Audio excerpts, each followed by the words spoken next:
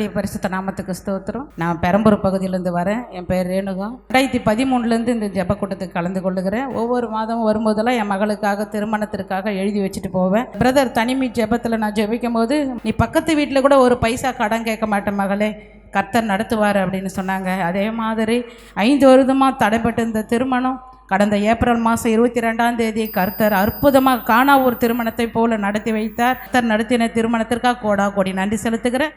கர்த்தருடைய பரிசுத்த நாமத்திற்கு ஸ்தோத்திரம். என் பேர் உமா. நாங்கள் சேலத்துலேருந்து வரோம். நாங்கள் கடந்த பிப்ரவரி மாதம் வந்தோம். அப்போ ஃபாஸ்டர் எங்களுக்கு வார்த்தை கொடுத்தாரு, சிறுமைப்பட்டவளே பிரகாசிப்பாயின்ட்டு, தடைகள் நீக்கி வாழ்க்கை கட்டப்படணும்னு சொல்லியிருந்தாங்க. 4-5 வருஷமாக எங்களை லேண்டு விற்கணும்னு ட்ரை பண்ணோம். பட் யாருமே அதை விற்க விடாதபடிக்கு தடைகள் ஏற்படுத்திகிட்டே இருந்தாங்க. நாங்கள் ப்ரேயர் பண்ணிவிட்டு ப்ரேயர் ரிக்வஸ்ட் வச்சுட்டு போனோம். எங்கள் லேண்டு சேல்ஸ் ஆகிறதுக்கும் அக்ரிமெண்ட் போட்டு முடிவடைகிறதுக்கும் ஆண்டவர் நல்ல ஹெல்ப் பண்ணார். எங்களுக்காக ப்ரேயர் பண்ண எல்லாருக்காகவும்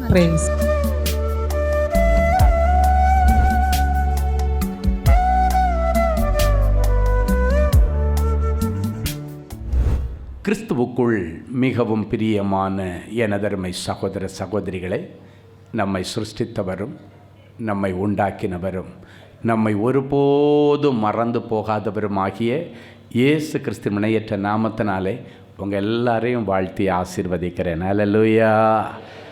எல்லாரும் சந்தோஷமாக இருக்கீங்களா? இந்த நாளிலும் ஆண்டவருடைய பாதப்படியில் அமர்ந்து, ஆண்டவரே, என் பிள்ளைகளுக்கு என்ன வார்த்தை சொல்லி நீர் ஆசீர்வதிக்க விரும்புகிறேன். தேவ சமூகத்திலே ஜெபத்திலே தரித்திருந்த பொழுது கர்த்தர் நம்மை ஆசீர்வதிக்கும்படி கொடுத்த மங்கள வார்த்தை யோவேல் தீர்க்கதரிசியின் புஸ்தகம் 2ஆம் அதிகாரம் 21, 22 ஆகிய வசனங்கள் இப்படியாய் சொல்லுகிறது. வாசிப்போமா?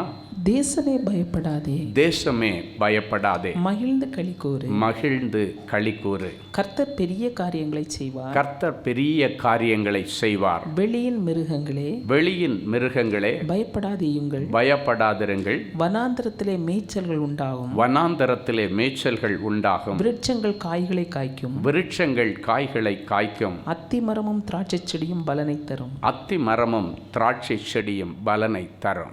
தேசமே பயப்படாதே, மகிழ்ந்து களிகூறு.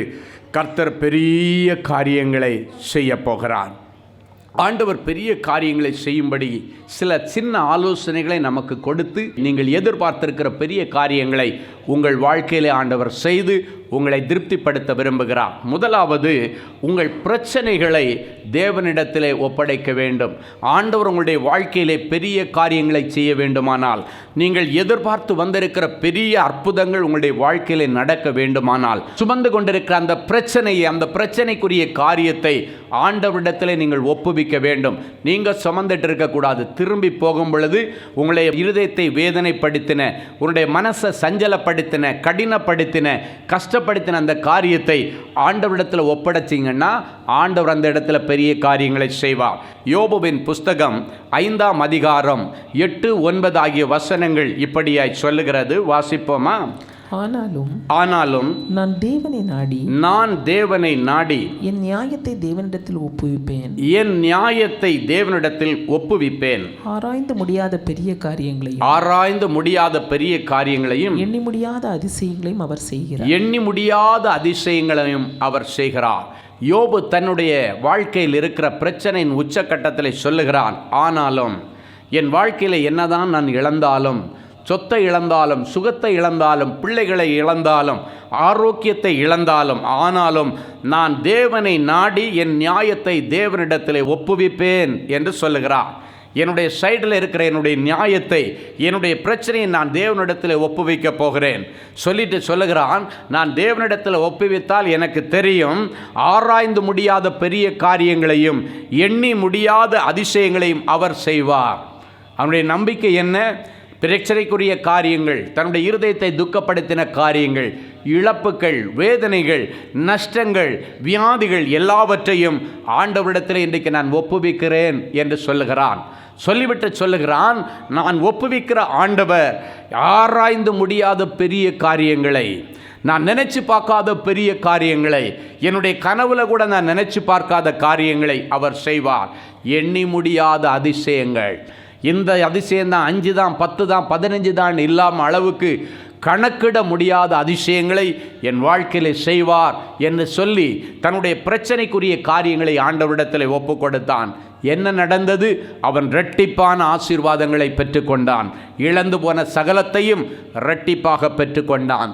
2000 வருஷங்களுக்கு முன்பாக நம் ஆண்டவராகிய இயேசு கிறிஸ்து கானா ஊரிலே ஒரு திருமண விருந்திற்கு அழைக்கப்பட்டிருந்தார். திருமண விருந்து நல்லபடியாக போய்கொண்டிருக்கிறது. அங்கு ஒரு பெரிய பிரச்சனை. என்ன பிரச்சனைன்னா, அந்த யூதர்களுடைய முறைப்படி அந்த திராட்சை ரசம் தான் அவர்களுக்கு மிகவும் பெருமைக்குரிய ஒரு ஆகாரம். இந்த திராட்சை ரசம், முக்கியமான அந்த திராட்சை ரசம் குறைவுபட்ட பொழுது அந்த இடத்திலே மரியாள் வந்து அந்த பிரச்சனையை ஆண்டவரிடத்திலே ஒப்புவிக்கிறாள். வந்து இயேசுவை பார்த்து சொல்லுகிறார், இங்கு திராட்சை ரசம் தீர்ந்து விட்டது என்று சொல்லுகிறார். யோவான் எழுதின சுவிசேஷம் 2ஆம் அதிகாரம் 2-3 வசனங்கள் சொல்லுகிறது. இயேசுவும் அவருடைய சீஷரும் அந்த கல்யாணத்திற்கு அழைக்கப்பட்டிருந்தார்கள்.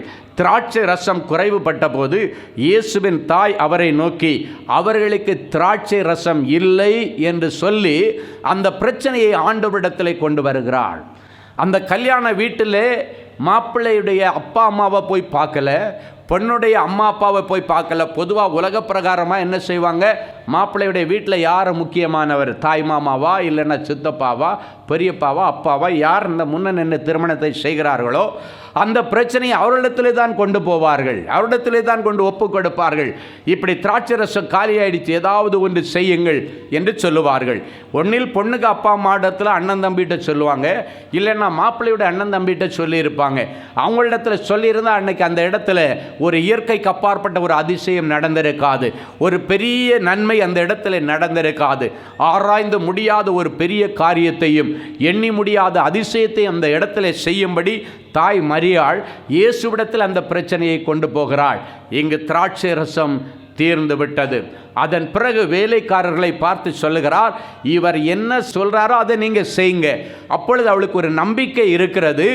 ஒப்புவிக்க வேண்டியவரிடத்தில் பிரச்சனையை ஒப்புவிச்சாச்சு. இனி கண்டிப்பாக ஆராய்ந்து முடியாத ஒரு பெரிய காரியமும் எண்ணி முடியாத அதிசயமும் நடக்கும் என்று நம்பி பக்கத்தில் இருந்த வேலைக்காரனிடத்தில் சொல்லிட்டு போகிறாங்க, இவர் என்ன சொல்லுகிறாரோ அதை செய்யுங்கள். ஏனென்றால் தாய் மரியாளுக்கு தெரியும், ஆண்டவராகிய இயேசு கிறிஸ்து பிரச்சனையை பார்த்து வேடிக்கை பார்க்கிறவர் அல்ல. அந்த பிரச்சனை அவருடைய பக்கத்தில் வந்தாச்சுன்னா அந்த பிரச்சனைக்கு தீர்வு கொடுக்கிறவர், அந்த பிரச்சனையை தீர்த்து வைக்கிறவர்.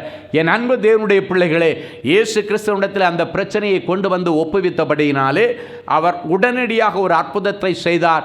அங்கே இருக்கிற காலியாக இருக்கிற எல்லா அந்த ஜாடிகளை தண்ணீரால் நிரப்ப சொன்னார். அதை மொண்டு கொண்டு போய் பந்தி விசாரிப்புக்காரனிடத்தில் கொடுங்கள் என்று சொன்னார்.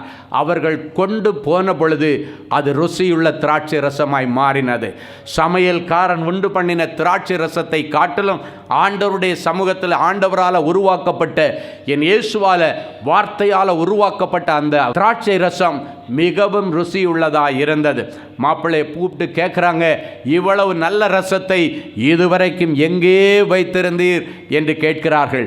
இதுவரைக்கும் நீ பார்க்காத ஏதோ ஒரு பெரிய அதிசயம் உன் வாழ்க்கையில் நடக்க போகிறது. எல்லாரும் உங்களை பார்த்து கேட்க போகிறாங்க, இவ்வளவு நாள் இந்த ஆசீர்வாதம் எங்கே ஒளிஞ்சிருந்து, எங்கே வச்சிருந்த இந்த செல்வங்கள் எல்லாம் எங்கே வச்சிருந்த நல்ல ரசத்தை வைத்திருக்கிறீரு, இந்த நல்ல வேலை உனக்கு எப்படி கிடைச்சது, இந்த நல்ல அபிஷேகம் உனக்கு எங்கேருந்து வந்தது, இந்த நல்ல வீடு உனக்கு எங்கேருந்து வந்தது, இந்த நல்ல செல்வங்கள் எல்லாம் உனக்கு எங்கிருந்து வந்தது என்று சொல்லி உங்களை பார்த்தவர்கள் கேட்கத்தக்கதாக இன்றைக்கு உங்களுடைய பிரச்சனைகளை எல்லாம் ஆண்டவருடைய சமூகத்திலே கொண்டு வாருங்கள். அவரிடத்திலே ஒப்புவிக்க வேண்டும்.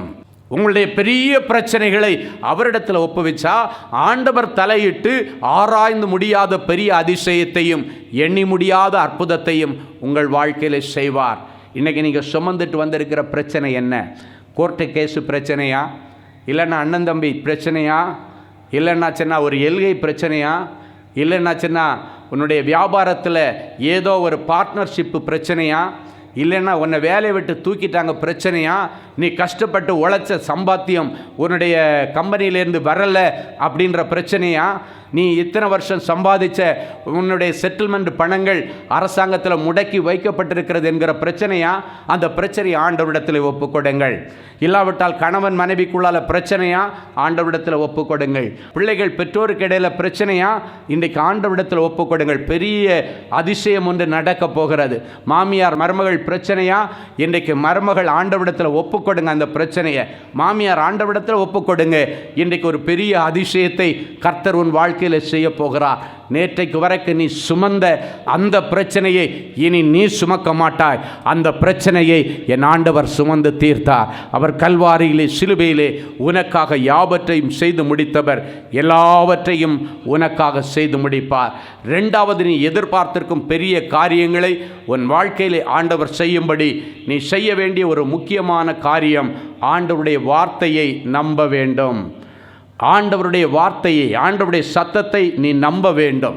முதலாவது அந்த காரியத்தை ஆண்டவரிடத்தில் ஒப்பு கொடுக்க வேண்டும்.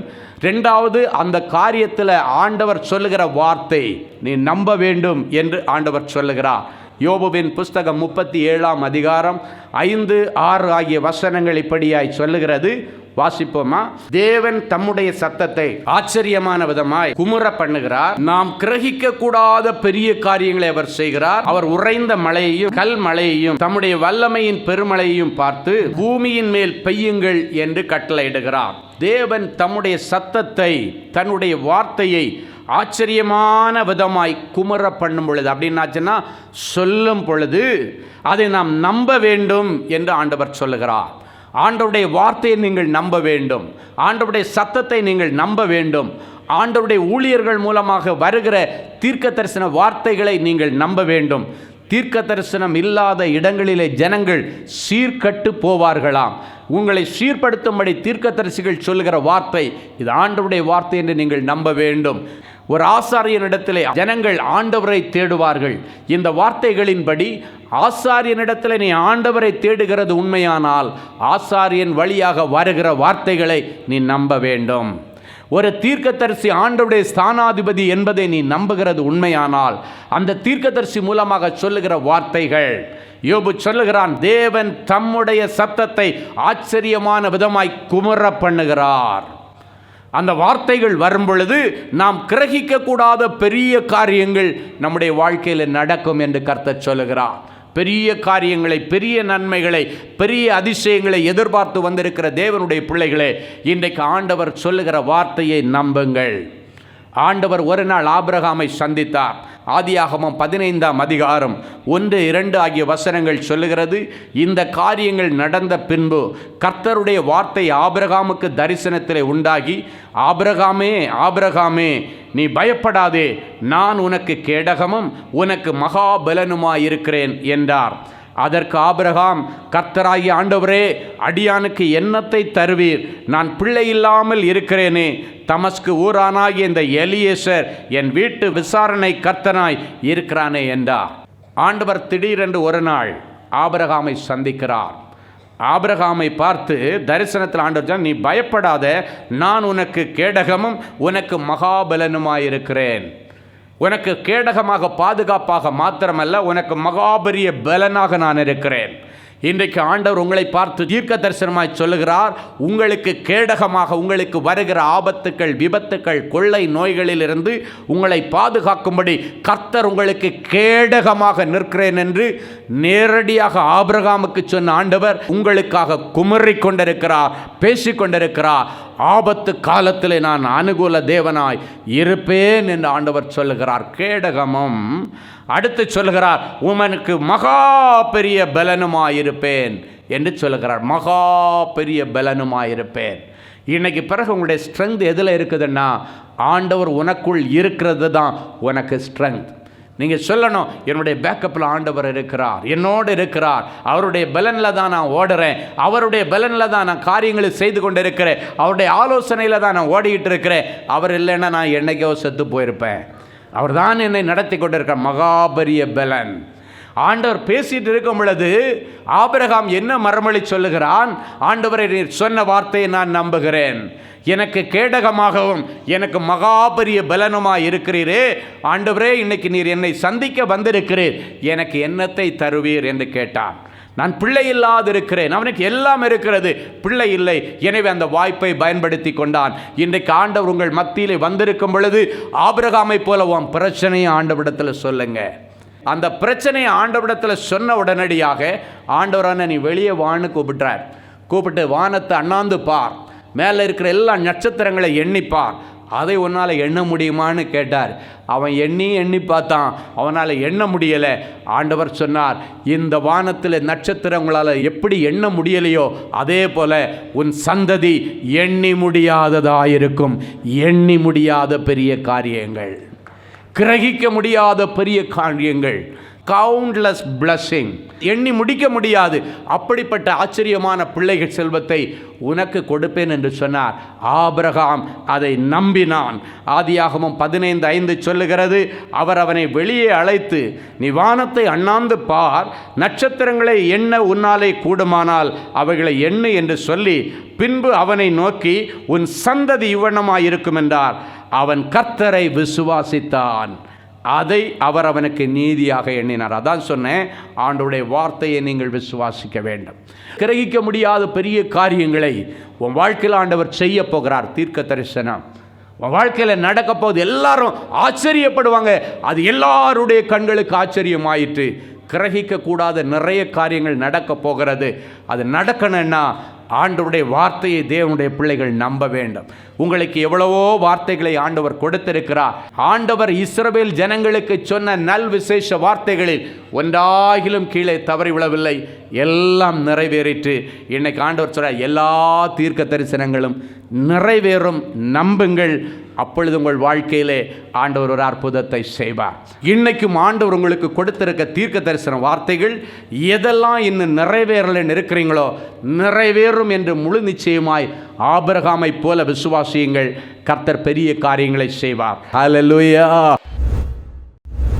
ஆண்டவரே, இன்றைக்கு சொன்னீங்க, என்னை நோக்கி கூப்பிடு, நீ அறியாததும் உனக்கு எட்டாததுமான பெரிய காரியங்களை செய்வேன் என்று சொன்னேன்.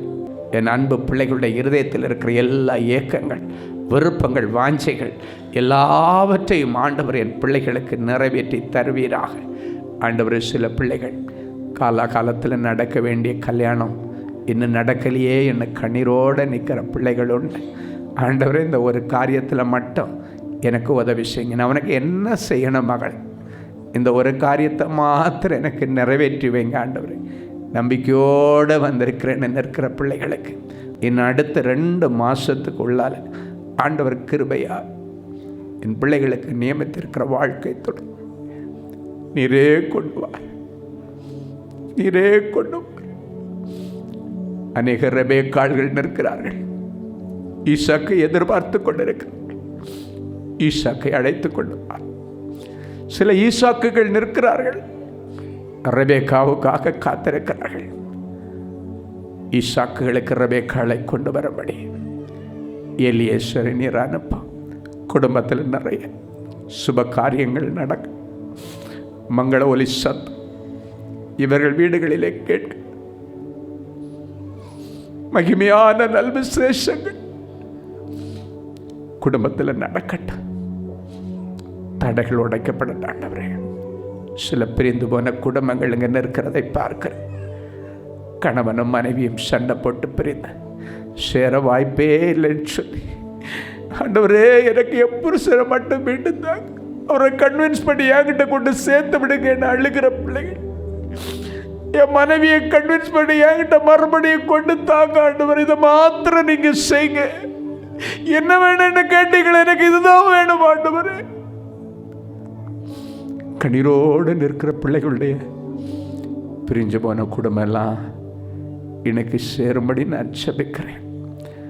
அன்றைக்கு யோசேப்பை பார்த்து, உன் மனைவியை சேர்த்துக்கொள்ள ஐயப்படாதேன்னு சொல்லி தேவனை தூதனை அனுப்பி கன்வின்ஸ் பண்ணின ஆண்டவர். என் பிள்ளைகளுக்காக ஒரு கன்வின்சிங் ஏஞ்சலை நீர் அனுப்புங்க ஆண்டவர். குடும்பங்களை சேர்த்து வைக்கிற கபிரியல் தூதர்கள் புறப்பட்டு போவார்களாக. புறப்பட்டு போவார்களாக. எந்தெந்த பிள்ளைகள் இன்னும் எனக்கு ஒரு நல்ல வேலை கிடைக்கலையேன்னு கண்ணீரோடு வந்து நிற்கிறாங்க. ஆண்டவரே, ரொம்ப கஷ்டப்பட்டு படிச்சு பேங்களோடு என் தலைக்கு மேலே ஏறினீங்க, எனக்கு ஒரு நல்ல வேலையை தாங்க ஆண்டவரே, எப்படியாவது குடும்பத்தை நான் பொறுப்பாக கவனிப்பேன்னு சொல்லி குடும்ப பொறுப்புகளை தலைமையில் சுமக்க நிற்கிற வாலிப பிள்ளைகளை கண்ணோக்கி பாரு. என் பிள்ளைகளுக்கு உங்களை நோக்கி கூப்பிடும்படி நாங்கள் அறியாததும் எங்களுக்கு எட்டாததுமான காரியங்களை செய்கிற ஆண்டவர், இவங்க அறியாத எட்டாத ஒரு பெரிய பதவியில் என் பிள்ளைகளை கொண்டு போய் உட்கார வைங்க. அரசாங்க தேர்வு நிறைய முறை எழுதின பிள்ளைங்க, பேங்க் எக்ஸாம் நிறைய முறை எழுதின பிள்ளைங்க, railway exam, TRP exam, TET exam எழுதி தோல்வி அடைந்த பிள்ளைங்க நிற்கிறாங்க. எத்தனை முறை தான் நான் எழுதுறது? என் பிள்ளைகளுக்கு இந்த முறை நீர் வாய்ப்பு கொடுப்பீராக. அரசாங்க உத்தியோகத்திற்கு என் பிள்ளைகளை பாத்திரவான்களாய் மாற்றும். நீங்கள் தான் சொன்னீங்க, உங்களுக்கு என்ன வேணும், என்ன கொடுத்தா சந்தோஷமாக போவீங்கன்னு கேட்டீங்க. என் பிள்ளைங்க கேட்டுகிட்டே இருக்கிறாங்க, நீர் கொடுத்துக்கிட்டே இருக்கிறதற்காக உமக்கு நன்றி. இன்றைக்கே ஒரு அற்புதம் நடக்கட்டும். பரலோகத்தின் உச்சிதங்களும் பூமிக்குரிய நன்மைகளும் இவர்களுக்கு சொந்தமாகட்டும். தொடர்ந்து கிருபை சூழ்ந்து கொள்ளட்டும். இயேசுவின் மூலம் பிதாவே, ஆமேன், ஆமேன். அன்பு தேவனுடைய பிள்ளைகளே, இந்நிகழ்ச்சியின் மூலம் நீங்கள் பெற்றுக்கொண்ட ஆசீர்வாதங்களை உங்கள் ஜெப விண்ணப்பங்களையும் அனுப்ப வேண்டிய முகவரி தேவனின் அன்பு ஊழியங்கள், எண் 340B பார் 1A 3B1 Vinayak avenue, OMR road, Okkiyam, Thoraipakkam, Chennai 600097. இது இந்தியன் ஆயில் பெட்ரோல் பங்க் எதிரில் அமைந்துள்ளது மற்றும் காக்னிசன்ட் டெக்னாலஜி சொல்யூஷன்ஸ் அருகிலும் அமைந்துள்ளது. மின்னஞ்சல் prayer@godsloveministries.co.in. எங்களது இணையதளம் www.godsloveministries.co.in. மேலும் 24 மணி நேர ஜெப உதவிக்கு 04454547999 மற்றும் 9941150999 என்ற எண்களுக்கு தொடர்பு கொள்ளுங்கள். கர்த்தர் தாமே உங்களை ஆசீர்வதிப்பாராக.